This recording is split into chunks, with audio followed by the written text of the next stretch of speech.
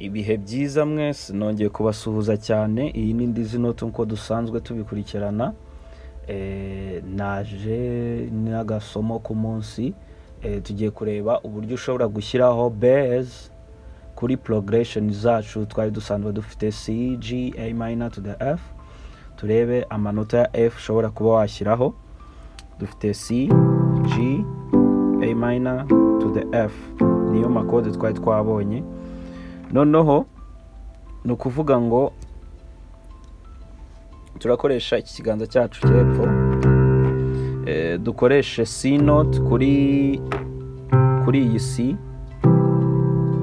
C major chord, dukoreshe iki kiganza, yes, dukoresheho iki. Then noneho hano kuri G cyangwa se to the 5 the G dukoreshe iringiri rya G, then to the A minor, the A minor dukoresheho iringiri rya A, then to the F dukoresheho iri rya F. Reka tubikoreho.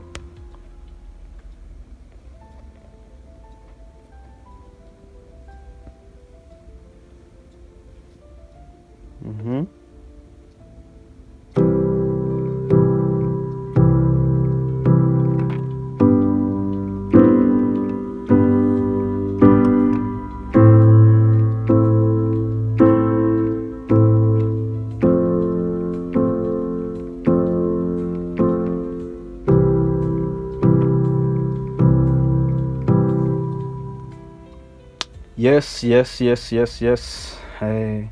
Ngira ngo murabibonye, amanota murayabonye.